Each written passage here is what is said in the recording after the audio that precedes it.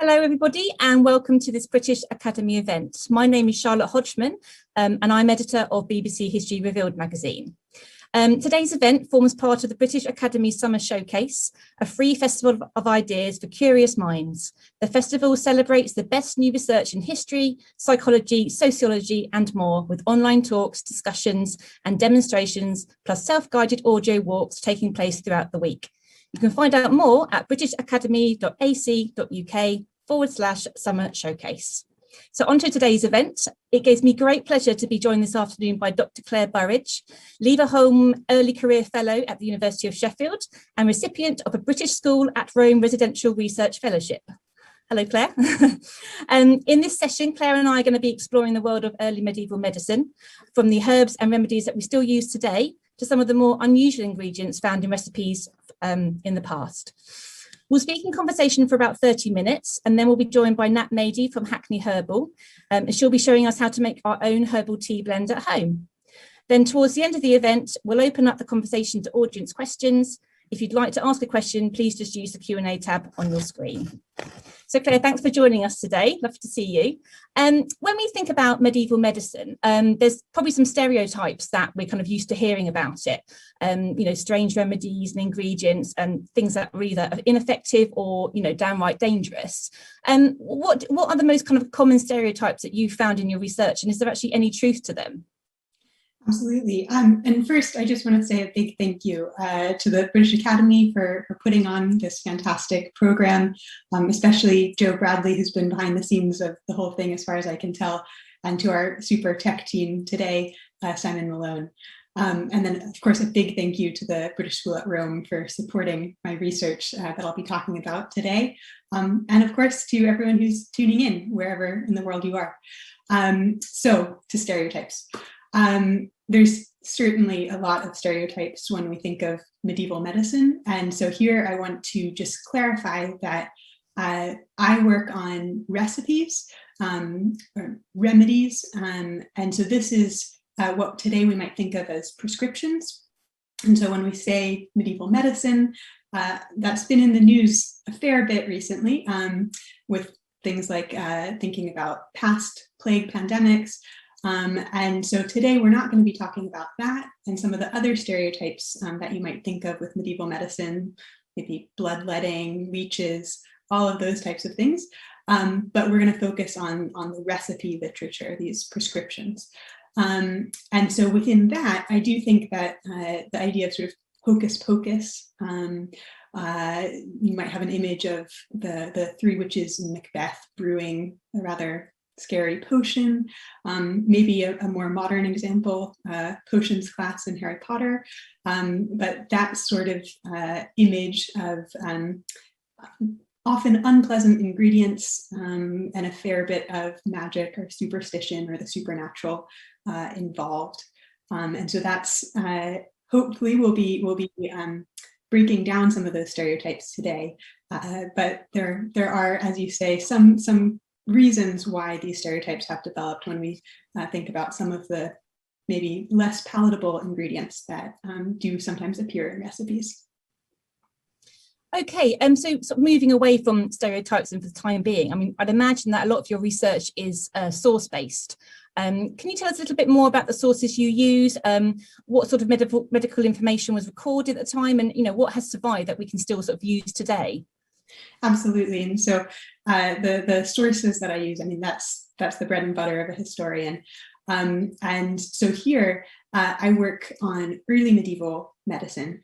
So specifically, I focus on materials coming from the 8th and 9th century, so over 1,000 years ago. And from that time, we have manuscripts that survive. And it might sound kind of surprising, but and so hopefully you can see some on the screen now. But it might sound surprising. We actually have hundreds of manuscripts that survive from the 8th and 9th centuries alone that include medical writings. And so within that, I look at just a subset, specifically the recipe literature. And within that genre of writing, many recipes come in sort of collections that are descended from classical texts. So you might have You might know of some ancient physicians, Hippocrates, Galen, those sort of big names. And so we do have some texts that have descended from their writings. Sometimes the attribution is spurious, of course, but we also have collections that date from this period where scribes, compilers would have been maybe blending different sources that they had in their libraries and creating new compositions. And so that's the type of text that I'm really interested in. So the manuscript that was flashed up on the screen, that showed a page of recipes from the middle of one of these recipe collections. And so this particular manuscript, it's called Codex Sanglensis 759, a bit of a mouthful, but it was written in the early 9th century, thought to be written maybe in Brittany, based on the script. And it's just, I just want to pause for a second, because it really is incredible to think that this manuscript is about 1,200 years old. And it's just such a privilege to be able to work with some of these materials. And of course, the pandemic has made actually working with them in person a little more difficult, but we're also so lucky that many of these have been digitized so that they have the images online, so research can continue. But I'm looking forward to getting back into the library. But if we zoom in on a specific recipe from that page, now I won't quiz the audience on your Latin, but here we have a recipe for it's treating stomach ache, stomach pain, stomach issues. And the first ingredient there is fennel, specifically fennel seeds. And if you looked ahead at what tea we'll be preparing later today, fennel seeds are involved. So I just wanted to highlight that and to show you a little bit of what the research looks like. And we can look at maybe another example. So this is more recipes. This is a page from a different manuscript, and so hopefully you can see that there's a bit of a range there, just in terms of what the script looks like, what working with the texts is like. It's written around the same time, but from a different, written at a different site. And so each scriptorium or writing center would have had their own sort of in-house writing style, their own handwriting. And so this one, it looks like it was written maybe in Fulda in present-day Germany. And so if we zoom in again on a recipe, this one, it treats a number of different conditions. The first ones there are sort of cough, things like that. And its ingredients include mint, which in today's tea, we also have lemon balm, which is in the mint family, but it has a whole host of different ingredients, and many of which we know today. So ginger, cloves, all sorts of different things. So there's some quite familiar sort of herbs and ingredients there. Is there anything else that would kind of been in the medieval medicine cabinet that you can think of? Definitely. So in that last one that we saw, it's an electuary. So it's a treatment based on honey. So you cook all of these different herbal ingredients together in honey. And so honey, of course, is something that I think many of us still use today, whether for sweetening purposes or maybe medicinally. And then things like ginger, which I mentioned, and many other herbal ingredients, sage, all sorts of things do appear in these recipes, which today we might think of as old wives' tales, but definitely if you are a bit nauseous and need something to soothe your stomach, you might go for a bit of ginger. So there are some parallels there to the modern medicine cabinet. Yeah, and I mean, the ingredients you've shared, I mean, they sound quite innocuous, really.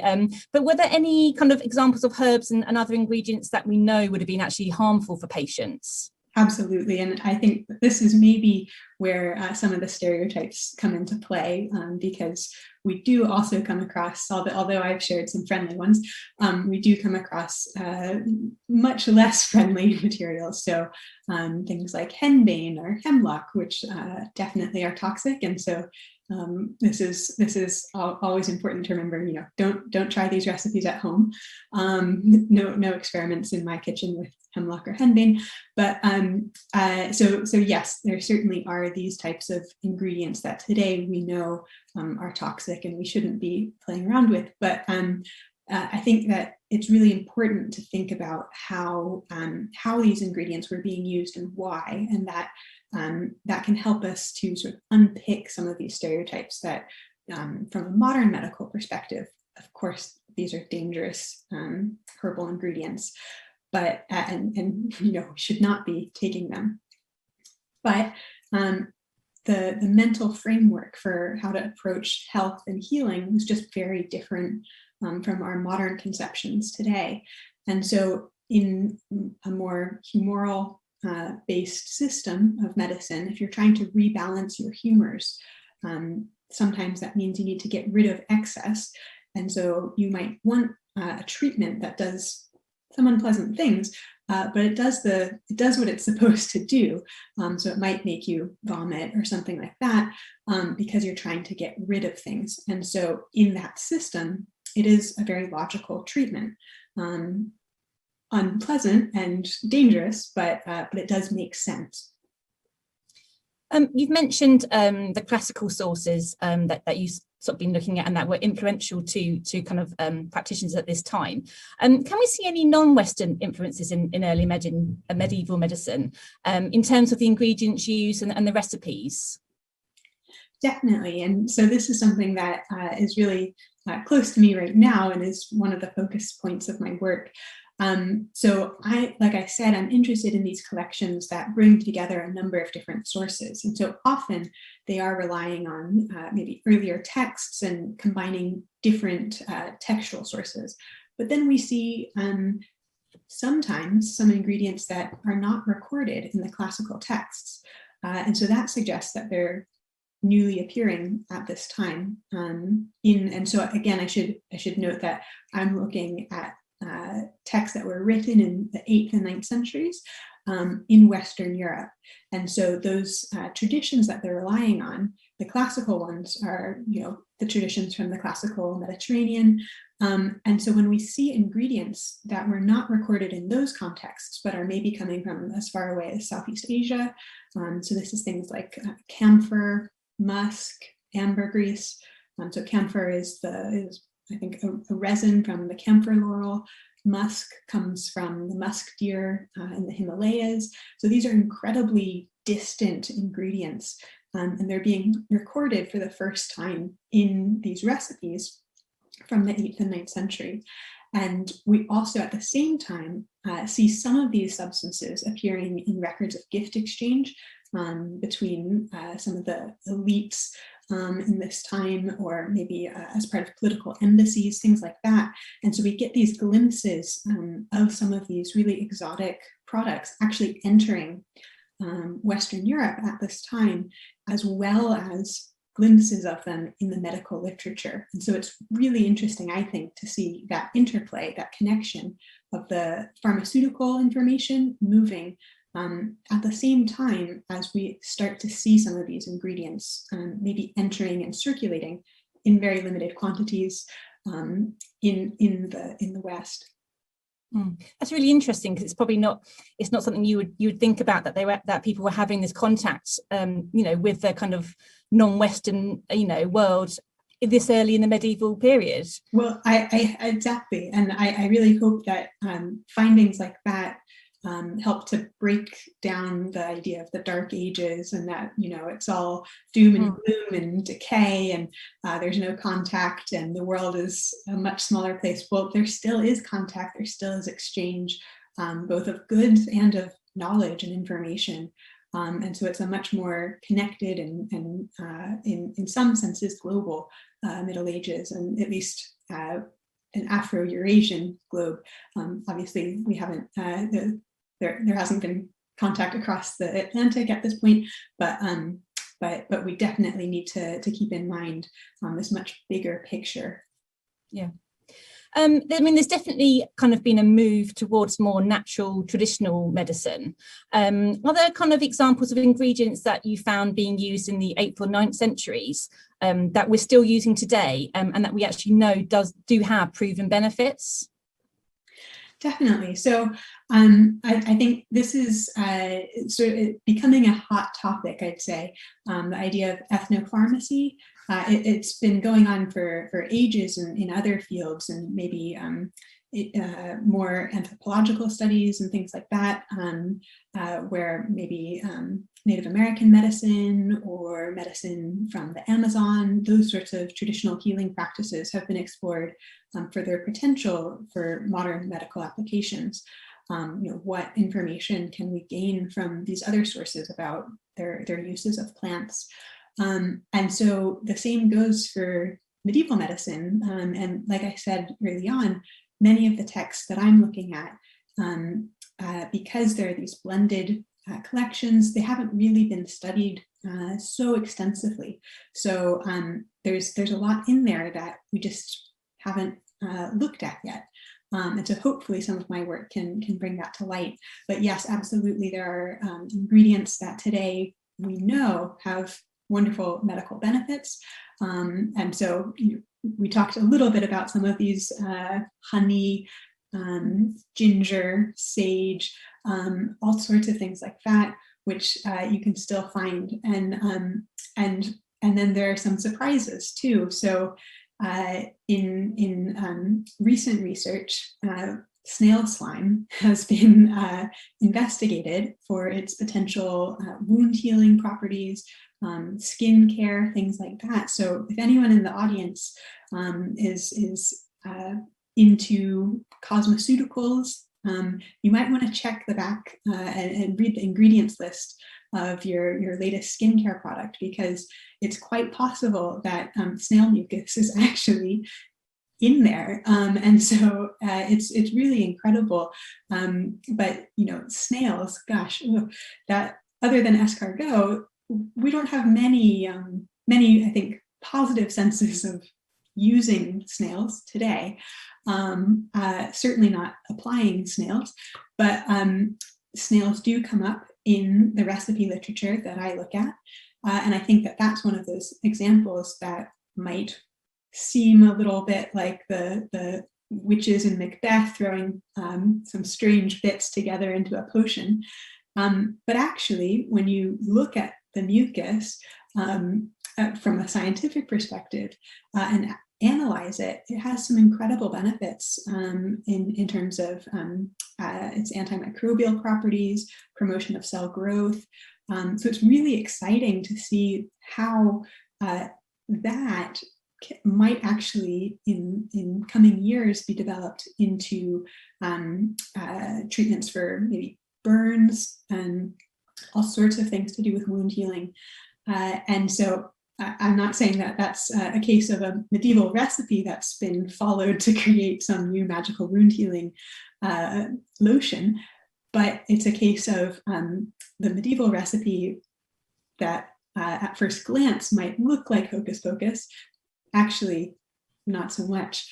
And so it's important to keep that in mind, that the stereotypes can really color our perspective of the texts, and we need to have a much more open mind when we look at them. And at the same time, there have been some recent tests of recipes themselves, thinking about the potential efficacy when you blend different ingredients, when you cook them together, because in some cases we might know that a plant does have certain medical properties. Maybe it's an analgesic to help with pain, and what happens when you combine it with something else, or when you cook it, or does it improve some of these properties? Does it counteract them? And so it's important to think about those types of factors as well. I seem to remember reading somewhere that cobwebs can be used, have got an antiseptic property. I don't know if that's later in the medieval period. I remember reading it for a feature we did a long time ago. Anyway, so So you kind of proven really that medieval medicine wasn't all completely hocus pocus. But has your research thrown up any elements of medieval medicine that perhaps we're now overlooking? Perhaps because they sound a bit strange. You mentioned the snail slime, but that we actually could still be of benefit to us.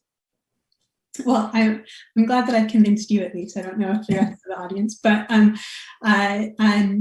so the snails, definitely, that's one of my favorite examples because it just seems so surprising. I think something that does seem a little unpleasant, unpalatable to actually completely flip it on its head and see the wonderful benefits or potential benefits. I haven't tried any of these skincare products myself, so don't look at my wrinkles. But so in terms of other examples, I haven't been testing recipes either. So it's hard to say, but I would be hopeful that there are other types of ingredients like snails, which we might find a little unexpected, that could have some promise. I mean, it's interesting sometimes to think about things that are recorded, which maybe in their original context were not, or certainly were not conceived of in the same way that we think about them today. The properties that we know plants have, that certain plants or other ingredients have. But it is also interesting just to see how these things come together. And so there's one recipe that I've seen that someone else has translated it, but it involves cheese mold. And so the translator suggested, is this maybe an early antibiotic? And I think that's a bit of a stretch to read that, but it is really interesting, I think, to at least come at the text with an open mind and think about what we might be able to learn from them. What about sort of sharing medical knowledge in the early medieval period? Have you found evidence in your research of people sharing their kind of knowledge and these ingredients and things that have worked and things that haven't worked? What have you found out about that? That can be pretty tough to investigate just based on the nature of our source material. So the recipe lists that I'm looking at, they are the lists themselves. And so it's not, doctor's orders. Someone has prescribed this for an individual. It doesn't have any comments from medical practitioners. And so it's really hard to access that type of information. That being said, when we think about, say, the introduction of new ingredients, we can definitely see the movement of medical information. And so that, I think, is one of the most exciting ways to think about these active intellectual centers where knowledge is being exchanged.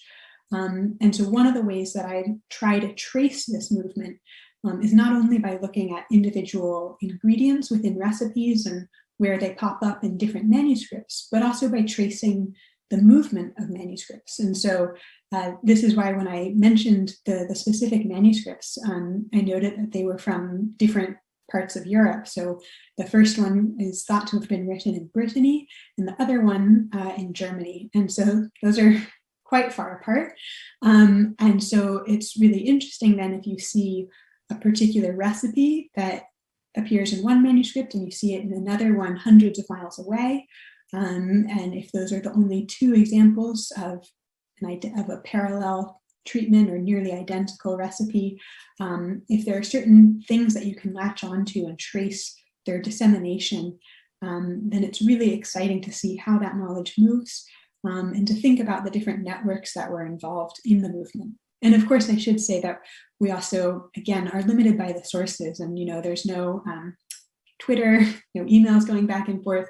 So we get a pretty small snapshot of what knowledge was around, what knowledge was being transmitted. I do feel a bit badly for modern historians or historians of the future who are going to have to dig through so many more sources. But with this material, we're seeing the literate elite, and so it's there's certainly much more health provision, health care going on the ground, but we don't see that in these types of texts. I mean, obviously, we're living through the COVID-19 pandemic at the moment, which is, I think there's been a lot of kind of looking back to health crises of the past. Do you think that medicine of the past has anything to offer us today in terms of knowledge and practice, not necessarily to do with COVID, but just generally? Well, I wish I could say that I've found a perfect recipe. The next cure is coming from my recipe books. But sadly, I haven't come across that yet, but stay tuned. Similarly, I wish I could say, I've found the cure for cancer, but again, not yet. But hopefully with some more funding, maybe I'll get there. But I would say, though, that one of the things that strikes me as incredibly important with studying the history of health and medicine is the long-term perspective that it gives. And so I think that that's really important, not just in a time of pandemic, to be thinking about sort of past reactions to other health crises, but to think about how the history of health and medicine has been studied, and that often it's been a very teleological approach. And so looking at medicine as on a constant path of improvement and progress. And so medieval medicine gets, ridiculed. It's terrible stuff because it's old. And a lot of those ideas were sort of created by some of the earlier historians of medicine, 19th century, early 20th century. And so we've come a long way. But I think that stereotype still persists, and seeing medicine as always on the improving. And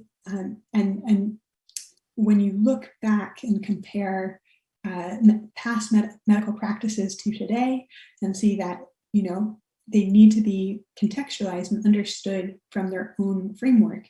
And it's to try to read them through a modern medical lens is just really inappropriate, and that they might have really valuable things to share for modern audiences. And likewise, moving forward in 50 years, in 100 years, longer, if we haven't all been killed off by another pandemic, how will people in the future judge our current practices? Our current methods of treatment, it's not perfect by any stretch of the imagination. So when we today might look back and laugh at some of the past medical practices, whether medieval or much more recent, as just absolutely crazy and humoral theory, bonkers, doesn't make any sense. Well, it doesn't to us today, and it certainly doesn't fit with our current understandings of medicine. But in 100 years, what will people say about our reactions to COVID? Will they be also ridiculing us? Or things like chemotherapy, I think, are really important to think about. That's our latest drugs. It's the best we can do, and I'm certainly not anti-chemotherapy, but it is an incredibly tough treatment to undergo. And in many ways, that's kind of comparable to some of those terrible treatments that I mentioned at the start. And so as cancer treatments improve in the future, how will people be thinking about how we today are dealing with those types of therapies? So I think that can just be a really helpful studying the past healthcare practices, medical practices, keeps everything in perspective. Yeah. This is probably a good point to bring in Nat from Hackney Herbal. Hi, Nat. You're going to be doing a herbal tea blend demonstration for us in a minute, but just sort of before that, what do you think about how the impact of increased sort of medical knowledge, has had on traditional herbs and remedies? Do you think there's still space for those and room for those in the 21st century? Hi everyone. Yeah, I would definitely say there is, and a lot of the work that I do at Hackney Herbal is around sharing herbal knowledge from knowledge, and similar to what Claire was talking about, collections that have come from all over the world.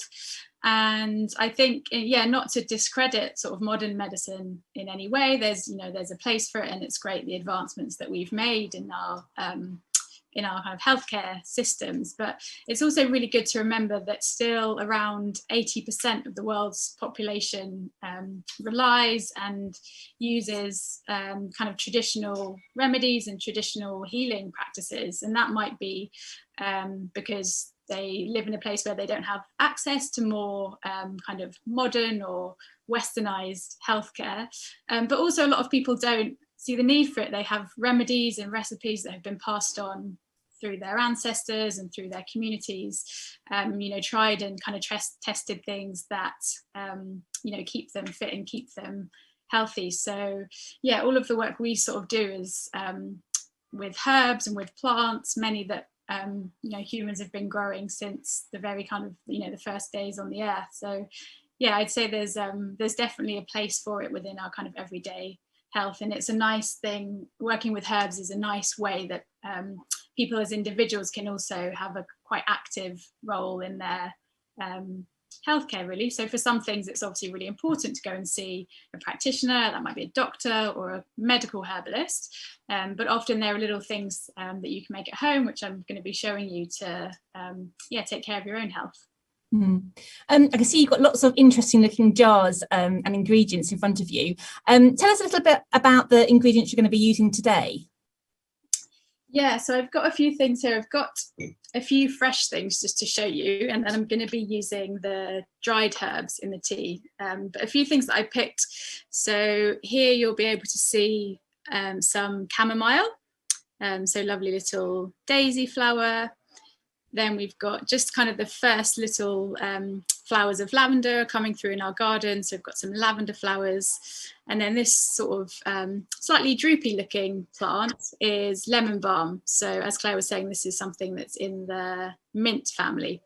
And one other thing that I don't have fresh that we're going to be using is fennel seed. Great. Well, I think you're going to be doing the demonstration now. So we'll look forward to seeing what you come up with. Thanks. So yeah, as I was saying, we're going to be I'm going to be showing you how to make one of these, which is a little herbal tea bag. And if you're making tea at home, you can, by all means, if you're growing any of these plants, you can by all means put them into a teapot and brew them up as fresh. But what I wanted to show you was how to make your tea using dried herbs. And the herbs I'm going to be talking about are things that you can find quite easily. Some of them you might have them as spices that you cook with, but they're all quite easy to find in a kind of health food shop or herb shop, and yeah, also really easy to grow. So some of you might have got your materials if you saw the list before, but I'm going to be using a little square of muslin fabric. And you could also use cheesecloth, and this is just going to form the base of our tea bag. It's quite good to use unbleached if you can find that. You can normally find this in a fabric shop or sometimes in a kind of hardware store in the kind of cooking bit. And you can, if you can't find unbleached, you can always buy the white bleached one and then just give it a good wash before you use it. And this square is probably about 10 centimeters square, so roughly that size. And what I'm then going to be doing is putting a little spoonful of each of the dried herbs into the middle of this to make the tea bag. And this particular blend of 4 herbs is going to be a really nice one to have maybe towards the end of the day. It's a nice one to have after a meal, and also something to get you ready for hopefully a very restful night of sleep. So the first one I've got is chamomile.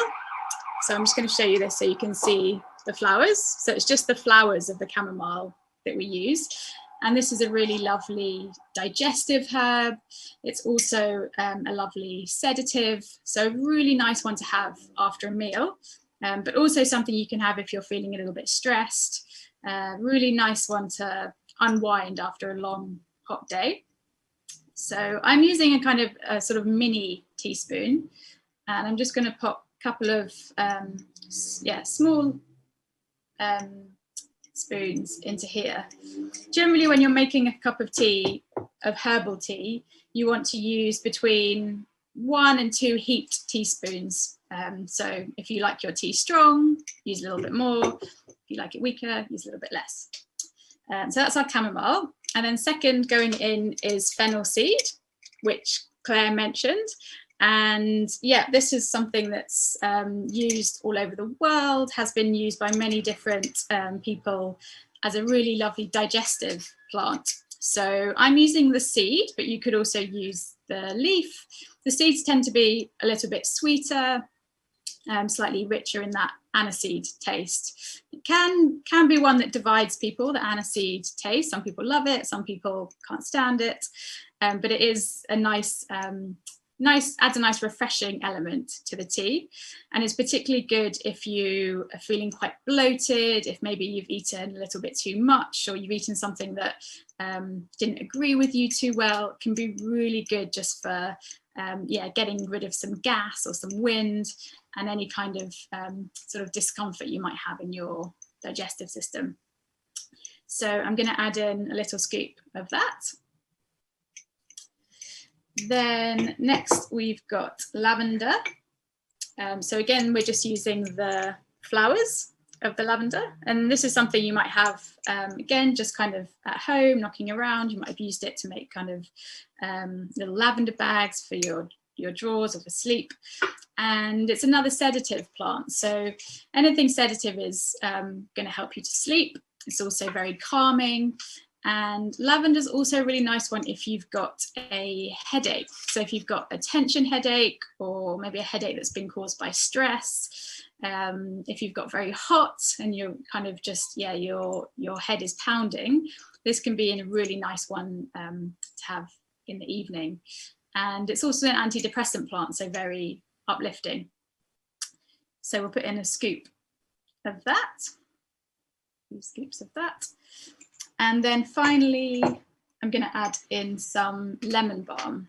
So for lemon balm, we use mainly we use the leaves, but you could use the leaves and the stems. And it's really easy to grow. It's kind of one that when it flowers, it's really lovely for the bees.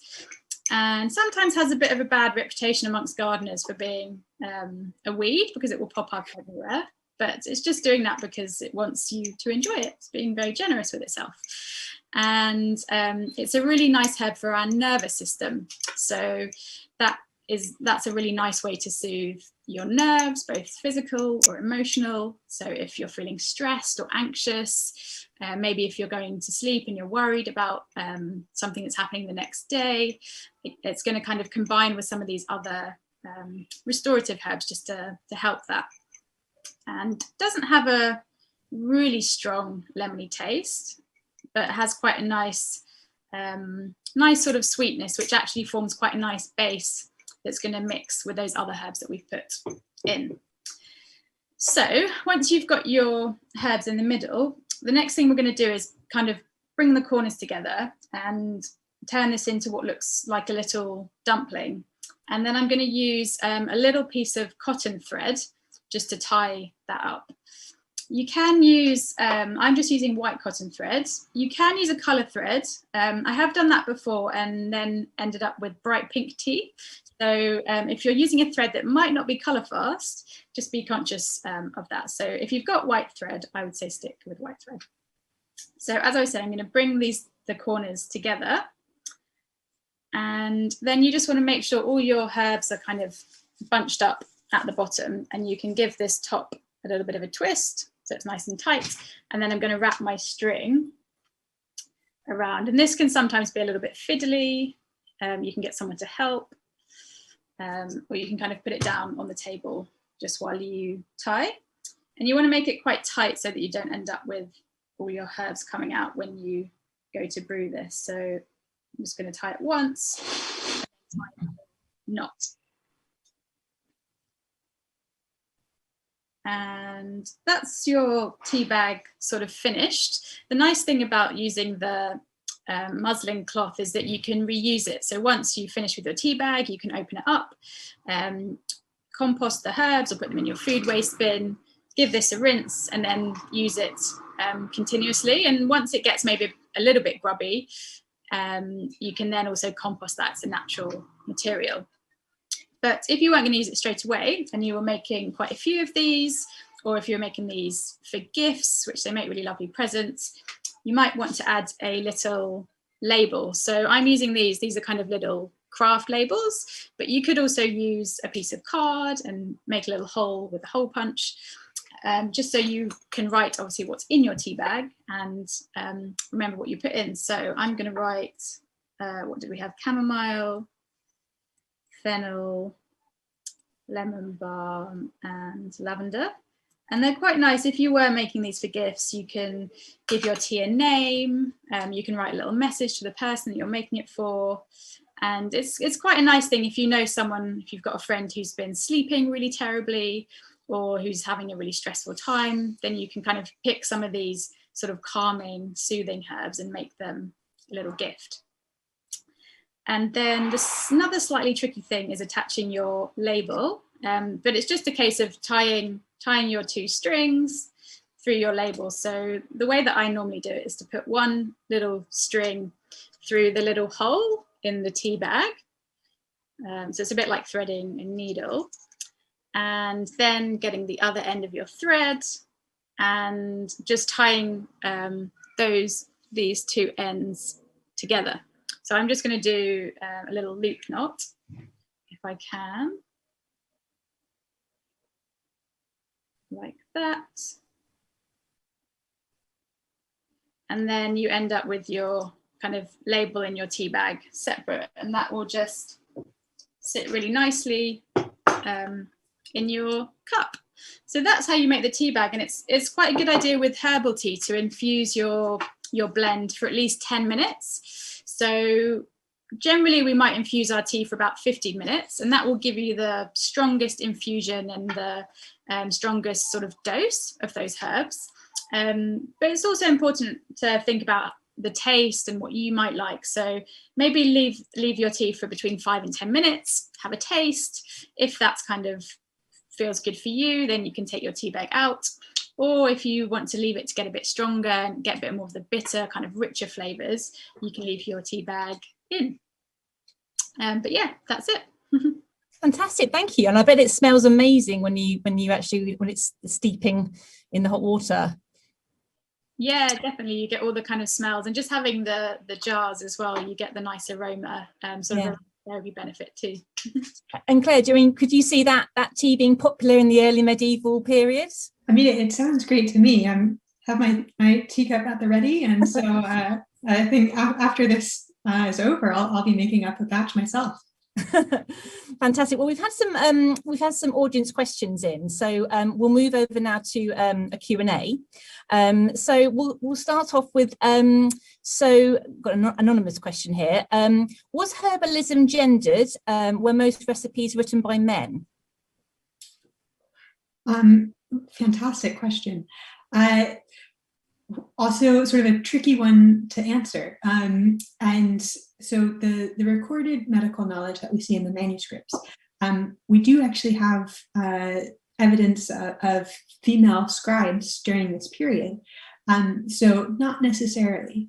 Overall, it's probably more likely that these were male scribes for the most part, but they could have been written down by maybe nuns working in a convent, and so that possibility is definitely there.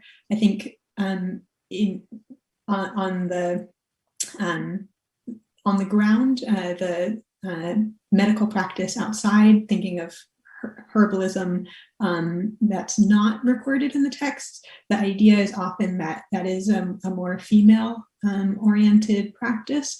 But again, I think that should be seen maybe more as a range. Okay, Sam would like to know, have you found in your research that the ingredients being used were used in their raw form, or were they distilled into an oil or altered in any way before being used? Oh, super question. And both. So often the ingredients might not have a description at all saying sort of what sort of form they should be in.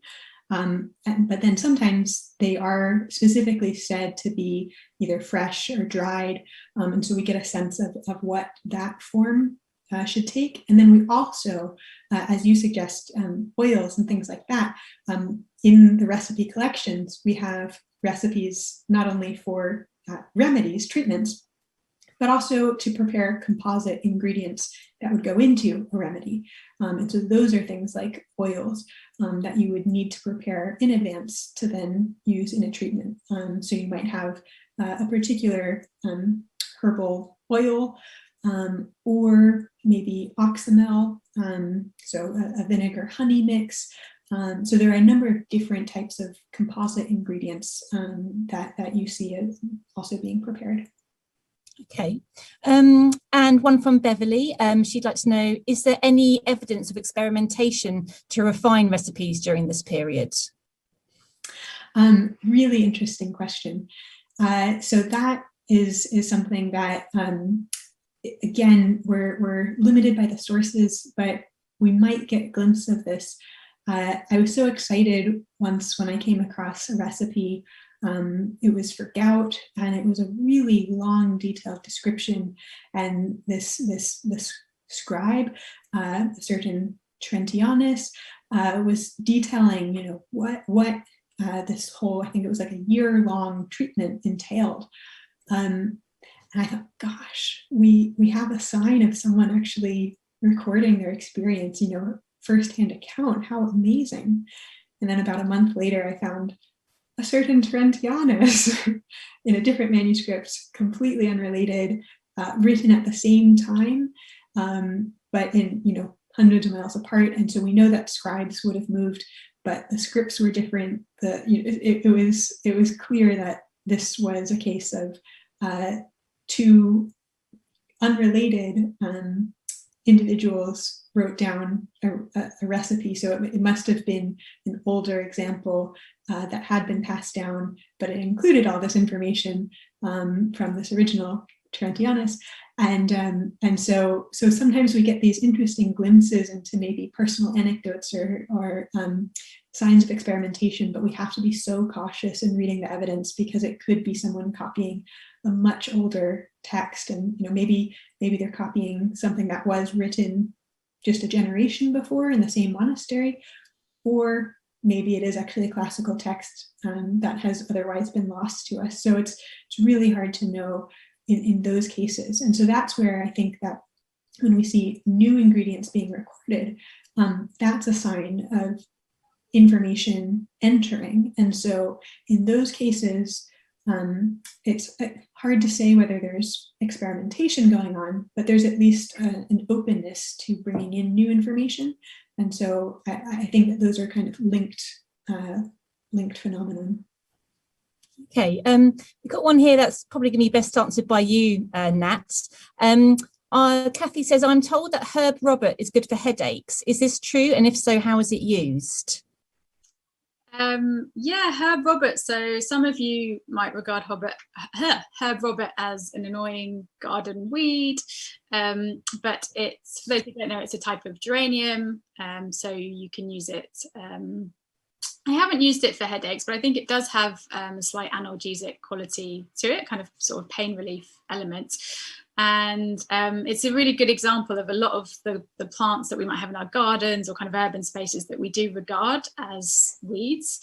So yeah, I don't really like the taste of it so much. So it's not one that I have that often, but it is regarded as a medicinal plant. And it's interesting because now we grow, and we're guilty of it too in our gardens, we grow a lot of what we might describe as more beautiful, more aesthetic geraniums. But if you leave the herb Robert to flower, it's also a really beautiful plant in its own right. Okay, another herb related question, this time from Lisa. Is German chamomile okay to use, or does it need to be Roman? And also, do you need the petals to be present when drying the flower, or can you dry the flower after the petals have fallen off? So you can use either with drying the flowers. So if I think from your question, if the flowers have kind of fallen off the plant, or if the petals have fallen off, that's also fine. For when you're harvesting chamomile, I'm just going to get a bit closer. You want to pick it when it's already made a kind of sort of a dome like this. And for those of you who do have space to grow it, I'd really encourage you to try it fresh, because it's I think it's a lot nicer when it's fresh. It can sometimes, as a dried herb, be a little bit musty, a little bit kind of not so appealing, but having it kind of fresh is quite a different thing altogether. But yeah, we generally grow, just kind of in terms of when you're looking up the botanical name for seeds, we tend to grow the Matricaria recrutita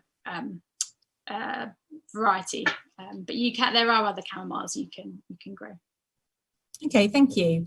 One for you, Claire, from Scott. Have you seen recipes that were intended for the improvement of the mind or for mental health? Wow, that's a fantastic question, and tricky. Mental health is so difficult to sort of explore in this period, because we think of it in such a different way. We do get sort of glimpses again of things that today we might think of as relating to mental health, but are described in very different ways. And so maybe things like melancholy, but that again, it's when it's in the humoral system that if you're thinking in that sense, then it takes on very different meanings. And so it's not just sort of a melancholic depression treatment or something. So we need to be careful about how we interpret some of these terms that we might have modern links with. There's also definitely treatments for things like demon possession. And so sometimes you come across demonifuges, so something to sort of smoke out a demon. And so again, should we draw any parallels to things that we today would consider mental health, not demons? Possibly, but it's something that I think we need to be really careful with how we interpret some of these. Another question, we've got a question here from Patricia, who's wondering how many medical recipes have you used for your research? And I think she might mean have you made any yourself, or have you made up any recipes yourself? Well, I haven't made up any, tempting as it sometimes is, but no, so I haven't really been exploring them in that sense. Sometimes, yesterday it was quite sunny here, a little bit burnt, so might be looking into some lotions later, but no. In terms of numbers, though, generally with my research, so I mentioned at the beginning that there are different types of recipe collections, and so at the moment I'm working on these ones that are these blended collections and haven't really been studied so much, and my corpus is now over 5,000, and so there's a huge amount of material out there and thousands more to explore, so I'm excited to see where the research goes. Okay, we've got one for you here, Nat, I think, from Sharon, who's actually watching from Seville. Very nice. She wants to know, would you have any suggestions at all for using olive leaves? There's lots of them in Seville. That's a great question. It's not something that I have used. I think you can I have heard of people making maybe a tea from olive leaf. But yeah, I'm afraid it's not something that I've tried myself. I don't know if it's come up in any of your research, Claire. Olive oil certainly comes up. The leaves less so, but I'll have to double check and think about that. That's brilliant. Okay. Another one. Oh yes, this one is from Jane. She'd like to know what herbs would you recommend as sort of go-to herbs that could be grown at home based on some of these early recipes? I don't know if I should answer that or if Nat should answer that. I think if you both got an opinion, that would be great. I don't have such a green thumb, I'm afraid. So I think so many that I come across are the types of plants that today we would be growing in a herb garden, or as Nat mentioned, there are also often weeds or things that today we think of as weeds. And I don't know if I feel like weeds is kind of it's a misnomer. So many of those plants have wonderful uses. And so if you want to get started with just what's already growing, there's probably a lot out there that you could use. But then beyond that, so many of the things that we would typically think of for herb gardens, whether that's rosemary, basil, lavender, like we've had here, fennel, all sorts of things. But in terms of what to actually grow, I think I'll leave that to Nat. Yeah, I'd agree. I think some of the ones we've talked about, so things like rosemary and lavender, things like mint, lemon balm, they're all really fairly easy things to grow. Herbs are also very forgiving plants, so you can, they need some care and attention, but I always say they're a lot easier than trying to grow vegetables and things that need a lot more care. And yeah, also learning more about wild herbs, and yeah, we often use the term weeds in a kind of very loving, very accepting way, and many of those, have been used in the past and still are used today to make lots of remedies and simple, you can make them into simple recipes at home. But yeah, I think definitely things like just having things like rosemary, lavender, thyme, mint, and marigolds, one that we haven't kind of talked about. So calendula officinalis, or pot marigold it's sometimes called, which is really easy to grow from seed. You can grow it inside if you don't have any space, and it produces lovely edible orange flowers, which you can also use for skincare. So yeah. Brilliant. I think we've probably got time for just one more question. Let's have a look. Yes. Was it perceived in the early medieval period that different treatment of herbs, such as drying or having them fresh, would have a different effects on the humoral properties of them? Great question. It's hard to see based on just the recipe literature itself, because these terms aren't necessarily included all the time.